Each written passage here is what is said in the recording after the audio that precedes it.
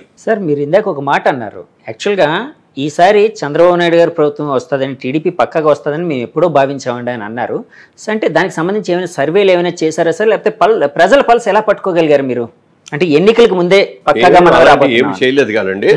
ప్రజలు ఎక్కడికి వెళ్ళినా ఏ వర్గం వాళ్ళు మాట్లాడినా చాలా ఇబ్బందులు పడుతున్నామండి, చాలా ఇది చేస్తామండి. అది అందరిలో వచ్చింది, అన్ని వర్గాల్లో కూడా వచ్చింది. ఓకే, వచ్చినా కూడా ఎవరు బయటపడలేరు. కొంతమంది ఎందుకు బయటపడలేదంటే, రేపు పొద్దున ఇట్లా మనం ఆయనకి చేస్తున్నాం, చంద్రబాబు వర్గంలో ఉన్నాం, చంద్రబాబు సింపతిగా ఉన్నాం, చంద్రబాబు గారికి ఓటేస్తాం, తెలుగుదేశానికి ఓటేస్తాం అని ఉంటే వాళ్ళ మీద కక్ష సాధింపులు చేస్తారు కదా.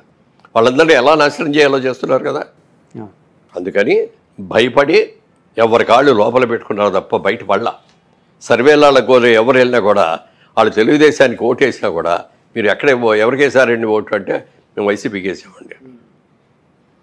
ఎందుకంటే సేఫ్టీ కోసం. ఎందుకని భయం అనేది క్రియేట్ అయ్యిందండి అలాగా ప్రజల్లోని, విపరీతమైన భయం క్రియేట్ అయ్యింది. ఆ క్రియేట్ అయిన వీటన్నిటితోటి లోపలే పెట్టుకున్నారు. మేము కూడా డెఫినెట్గా అధికారంలోకి వస్తాం అనుకున్నాం, కానీ ఇంత అద్భుతమైన మెజార్టీ తెలుగుదేశం పార్టీ పెట్టిన తర్వాత ఇంత పెద్ద మెజార్టీతో ఎప్పుడు రాలా. మహానుభావుడు ఎన్టీ రామారావు గారిదే ఆ రోజులు గొప్పగా చెప్పుకున్నాం. ఎందుకనంటే సినిమా ఇండస్ట్రీ నుంచి ఆయన తెలుగుదేశం పార్టీ పెట్టి ఆ రోజులో ఉన్న రాజకీయాలు నాయకులకి వ్యతిరేకంగా తిరిగి ఆయన కేవలం పార్టీ పెట్టిన 9 నెలల్లో అధికారంలోకి రాగలిగాడు. ప్రపంచంలో ఏ పార్టీ ప్రపంచంలో ఏ పార్టీ కూడా పెట్టి 9 నెలల్లో అధికార పార్టీని ఓడించి పూర్తిగా అధికారంలోకి వచ్చినాడు. One of the only person is NTR గారు. అలాంటి ఎన్టీఆర్ గారు సాధించినటువంటి విజయాల కంటే కూడా ఇప్పుడు వచ్చిన విజయం చాలా చాలా పెద్దది. సార్ తెలుగుదేశం పార్టీని ఏ ముహూర్తంలో పెట్టారు సార్ ఎన్టీఆర్ గారు? ఆయన అన్ని ముహూర్తాలు ఏమి చాలా బాగా చూస్తారు, ఆయనే పెడతారు. ఎందుకంటే ఒక పార్టీ 40 ఏళ్ళగా సస్టైన్ అవుతూ జనాల గుండెల్లో ఉండడం, జనానికి దగ్గరగా ఉండడం చాలా గ్రేట్ కదండి. అవును, చాలాసార్లు అయిపోయింది తెలుగుదేశం పని అనేవారు. తెలుగుదేశం అని చెప్పిన వాళ్ళందరూ కూడా గుండెల్లో పెట్టుకున్నారు పార్టీని. బయటకు వచ్చి అడ్జస్ట్ చేసి చెయ్యరు, కానీ అవసరం వచ్చిన రోజు కరెక్ట్గా వస్తారు. మొన్న ఆ సైలెంట్ వేవ్, ఎంత వేవ్ అంటే ఎవరికి అందల. అంటే సర్వేల అందరూ కూడా తెలుగుదేశం అధికారంలోకి వస్తే, కూటమి అధికారంలోకి వస్తే అన్నారు, కానీ రకరకాల సర్వేలు వచ్చేసారు. ఎవరు కూడా ఇన్ని సీట్లు అనేది రాలా. మరి పైగానేమో జగన్మోహన్ రెడ్డి గారు ఎన్ని సీట్లు వస్తాయని మీలాంటి వాళ్ళు వచ్చి అడిగితే చాలా వస్తాయి. 157 అన్నారు సార్. 157 మాకు వస్తాయని. వైనాట్ 175, 175 వస్తాయి మాకే, మేము తప్ప ఎవరు గెలవరు అని చెప్పారు. ఎప్పుడు కూడా ఎవరైనా సరే అణుకుగా ఉండాలి. మనకు అవకాశం వచ్చింది, అవకాశం వచ్చిన దాన్ని సద్వినియోగం చేసుకోవాలి. అర్ధంతరంగా ఏదో అంటారే, నరం మీద కురుపూర్లు ఇచ్చినాడును అర్ధంతరంగా డబ్బులు వచ్చినాడు తలకాయ ఎగరేస్తాడంట. అదే జరిగింది అక్కడ. మొట్టమొదటి నీకు ఎప్పుడైతే నువ్వు బెస్ట్ సీఎంగా 6 నెలల్లో వస్తానన్నా, 30 సంవత్సరాల పాటు నేనే పరిపాలిస్తానని చెప్పావో, దానికి తగ్గట్టుగా నీ పరిపాలన ఉండాలి కదా. ప్రజలు మెచ్చుకోవాలి కదా, ప్రజలకి అన్ని సదుపాయాలు చేయాలి కదా. నువ్వు ఏది చేయకుండా నేను 30 ఏళ్ళు పరిపాలిస్తానంటే ప్రజలేం పిచ్చాళ్ళ. ప్రజల్లో చైతన్యం వచ్చేది కాబట్టే ప్రజా చైతన్యం మేము ఎవ్వరూ కూడా ఊహించాల. తర్వాత నేను ఒక్కనే గారు జైల్లో ఉంది, చంద్రబాబు నాయుడు కూడా జైల్లో ఉన్నాడని అనిపించుకోవడం కోసం ఆయన అర్ధరాత్రి ఎక్కడో దీంట్లో ఉంటే అక్కడికి వెళ్ళి లేపి కారులో తీసుకొచ్చి ఎక్కడ తీసుకెళ్లాలో కూడా తెలియకుండా 24 గంటల కారులో తిప్పి చివరికి పోలీస్ స్టేషన్లో అప్పచెప్పారు. సార్ ఇక్కడ జైల్లోకి వెళ్ళిన తర్వాత ఏ విధమైన ఫెసిలిటీ, ఒక మాజీ ముఖ్యమంత్రి 14 సంవత్సరాలు ముఖ్యమంత్రిగా చేసిన ఒక వ్యక్తిని జైల్లో పెడితే దానికి కొన్ని ఫెసిలిటీస్ ఉంటాయి. వాళ్ళకి అవి ఏమీ లేవు. ఫ్యాన్ కూడా లేదు, దోమలు అసలు ఏమి పడుకోవడానికి. హైకోర్టుకి వెళ్ళి తెచ్చుకున్నారు కదా సార్? తెచ్చుకున్నారు, ఆయన వేయలేదు కదా హైకోర్టు. హైకోర్టు వాళ్ళ డైరెక్షన్ లోనే అక్కడ మిగతావన్నీ వచ్చాయి. ప్రజలు వెళ్ళి అడిగితే దానికి హైకోర్టు నుంచి వచ్చిన తర్వాత అప్పుడు ఫ్యాన్లు అవి పెట్టి కూర్చోడానికి ఒక కుర్చీ, భోజనం చేయాలంటే అక్కడ కూర్చొని తినడానికి వచ్చిన టేబుల్, ఇలాంటివన్నీ చేశారు. నేను అప్పుడు ఆ రోజున ఏమనుకున్నాను తెలుసండి, ఆయన అరెస్ట్ చేసిన రోజున చాలా మంచి పని చేశాడు జగన్మోహన్ రెడ్డి చంద్రబాబు నాయుడు గారిని అరెస్ట్ చేయడం.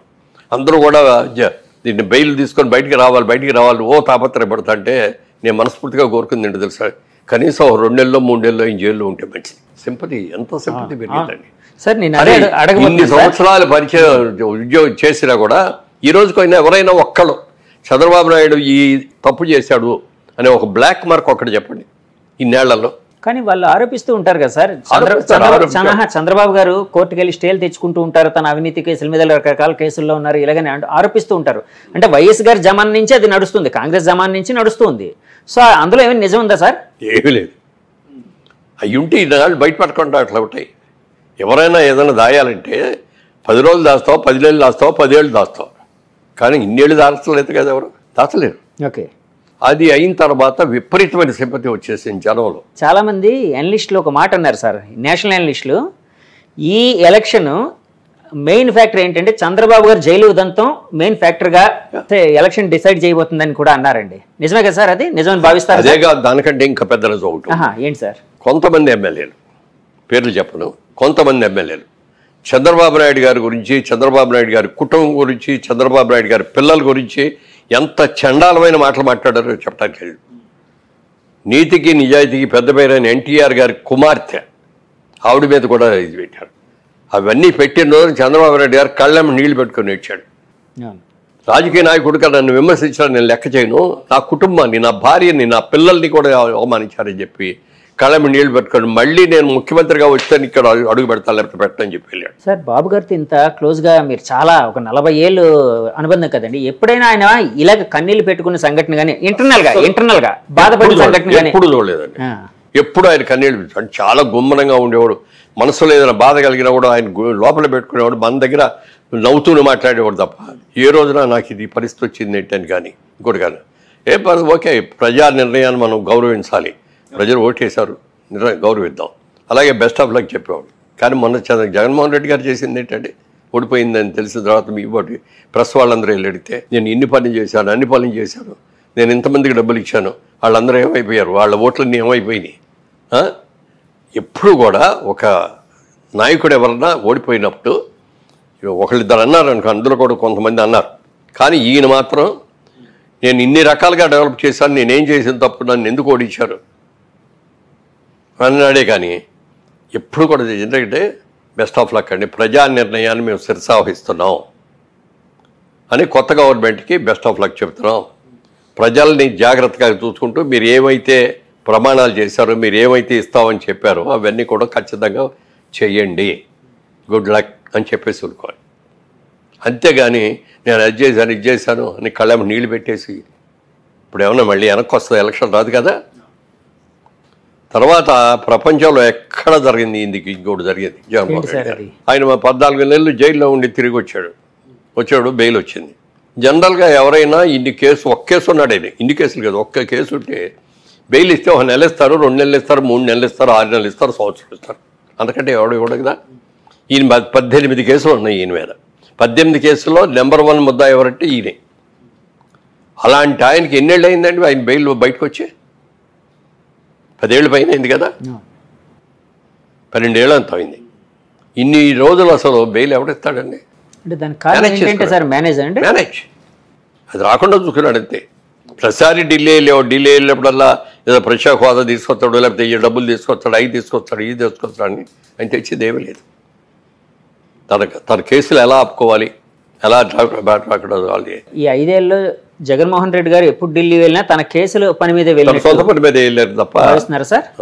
సో ఇలాంటి ఫ్యాక్టర్లన్నీ ఆయన ఓడించాయండి డెఫినెట్గా. మరి ఇవన్నీ కూడా ప్రతిదీ లెక్కేస్తారండి. వాళ్ళ ఎన్టీ రామారావు గారు రాజకీయాల్లో రాకముందు మన ఆళ్లలో చూసుకుంటే ఓ 20% పేపర్ చదివేవారేమో, రాజకీయాలతో టచ్ ఉంది. 80% అసలు ఎవరికి టచ్ ఉండేది కాదు. అలాంటిది ఎన్టీ రామారావు గారు వచ్చిన తర్వాత ప్రతి వాళ్ళకిలో ఒక చైతన్యం వచ్చింది. రోజు మైక్ తీసుకెళ్ళి పెట్టండి, కూలి పని చేసే వాళ్ళ దగ్గర కూడా ధారాళంగా మాట్లాడేసేస్తారు. లేదండి, నేను చాలాసార్లు వెళ్ళినప్పుడు అద్భుతంగా మాట్లాడుతున్నారు, అద్భుతంగా మాట్లాడతారు. ఇద్దరు లేదు, రామారావు రాకముందు ఆ చైతన్యం లేదు ఎవరు. రాజకీయ చైతన్యం తీసుకొచ్చింది ప్రజల్లో, ముఖ్యంగా పేదవాళ్లలో ఎన్టీ రామారావు. ఆయన ఎంత నిజాయితీగా ఉన్నాడో అంత మించిన నిజాయితీతో చంద్రబాబు నాయుడు గారు కూడా ఉన్నారు. నందమూరి వారి కుటుంబం మీద కానీ, నందమూరి వారి పిల్లల్లో ఇప్పుడు బాలకృష్ణ గారిలో కానీ, చంద్రబాబు నాయుడులో కానీ ఏ రోజున ఏదైనా ఒక్క అవినీతి కేసు ఉందో ఒక్కడన్నా. గాలికి వెళ్ళే వాళ్ళు కేసులు పెట్టవచ్చు, నా మీద కూడా పెట్టవచ్చు. నాకు ఇంతవరకు నా మీద ఎప్పుడు ఏ విధమైన కేసులు లేవు. నీతిగా ఉన్నాం కాబట్టి, ఇన్నేళ్ళు బట్టి ఉన్నాం. రియల్ ఎస్టేట్లో ఉండి ఏమీ లేదు, ఇన్కమ్ ట్యాక్స్ డిపార్ట్మెంట్లో ఏ రోజున మాకు ఇది రాదు. అన్నీ కూడా పర్ఫెక్ట్గా కట్టేస్తాం మేము. అందుకని మేము మా మీదకి రావు. మరి అలాంటి ఆయన అన్ని కేసులు ఉన్న ఆయన ఇన్నేళ్ళు ఎలా ఉండగలిగాడండి? ఎలా మేనేజ్ చేశాడండి? ఏదైనా పాపం పడాలి, టైం రావాలి. ఇవాళ ప్రజలందరూ కూడా అది గుర్తించి అది తెలుసుకొని చేసిన తప్పులు తీసుకొని మనం యునానిమస్గా వెయ్యాలన్నారు. ఎలక్షన్ అయిన తర్వాత కూడా ఎవరు ఇంత మెజారిటీ వస్తుందని ఎవరూ ఊహించలేదు సార్. బాబు గారు ఏమైనా ఊహించారా సార్ ఇలాంటి మెజారిటీ? బయటపడ్డా ఆయన ఎప్పుడు అంటే మీతో, అంటే మీ నాయకులు మీతో కానీ గెలుస్తాం మనం అన్నారే తప్ప మనకి ఇంత మెజారిటీస్ వస్తాయి, ఇన్ని సీట్లు వస్తాయి అనేది ఎవ్వరూ అలా చెప్పిన ఏకైక వ్యక్తి కేకే. కేకే సర్వీస్. అవును, కిరణ్ ఎంత బాగా మరి ఇద్దరు తెలియదు కానండి. అతను కూడా కలుసుకోవాలని అనుకున్నాను. ఎంత బాగా చెప్పాడండి. లాస్ట్ టైం ఓడిపోయినప్పుడు జగన్మోహన్ రెడ్డి గెలిచినప్పుడు బాగానే ఇట్లాగే చెప్పాడు. అవునండి, ఆయనకి ఎన్ని సీట్లు వస్తాయి మేమే అనుకున్నాం. చంద్రబాబు నాయుడు గారికి రాకుండా ఎవరు ఇస్తారు? 20 వస్తాయి. ఇవాళ అన్నారే మీరు బోల్డని చేసామని చెప్పి ఈయన చంద్రబాబు నాయుడు గారు కూడా ఆ రోజులు అన్నారు, మనం పసుపు కుంకుమ ఇచ్చాం బోల్డ్ మందికి, ఎలక్షన్ ముందు 10,000 చెప్పి ఇచ్చాము, మహిళా ఓట్లన్నీ మనకు వచ్చేస్తాయన్న. కానీ ప్రజలు ఏమన్నారు తెలుసండి? ఆయన 10,000 ఇస్తే ఆయన సొంత డబ్బులు ఇచ్చాడా? గవర్నమెంట్ డబ్బులే కదా మాకు ఇచ్చింది. ఆయన ఏదైనా సొంత డబ్బులు ఇస్తే అప్పుడు ఆలోచిస్తాం దాని గురించి. ఎవరు సొంత డబ్బులు ఇస్తే వాళ్ళకి ఓటేస్తా ఉన్నారు. ఇవాళ జగన్మోహన్ రెడ్డి గారు ఇచ్చింది ఆయన సొంత డబ్బులు ఇచ్చాడా? ఉంటే మీటర్ ఒక్కడమే కదా ఆయన చేసింది. మీటర్ ఒకట రోజు దారింటి వెళ్ళి రిక్షా వాడినో లేకపోతే కూలి పని చేసుకునే వాడిని పిలిచి బాబు ఇదిగో ఇక్కడ నొక్కు అంటే నొక్కుతాడు. కానీ నొక్కటానికి డబ్బు ఎలా సంపాదించాలి, ఇన్కమ్ ఎలా తీసుకురావాలి, ట్యాక్స్లు ఎలా పెరగాలి, మన వాళ్ళకి కావాల్సిన అవసరాలన్నీ ఎలా తీరాలి, ఇవన్నీ తెలుసుకొని చేసేవాడే నిజమైన ముఖ్యమంత్రి తప్ప ముఖ్యమంత్రి అంటే ఏంటి? ఇన్ని లక్షల మంది, మరి కోట్ల మంది, ఇవాళ ఇన్ని కోట్ల మంది యొక్క సమస్యల్ని, కష్టాలని, సుఖాలని, పిల్లల భవిష్యత్తుని తీర్చిదిద్దవలసిన ఒక పవిత్రమైన బాధ్యత ఉన్న వ్యక్తి ముఖ్యమంత్రిగా ఉండాలి. అలా ఉన్నవాళ్ళే ఉంటారు లాంగ్ మీటింగ్.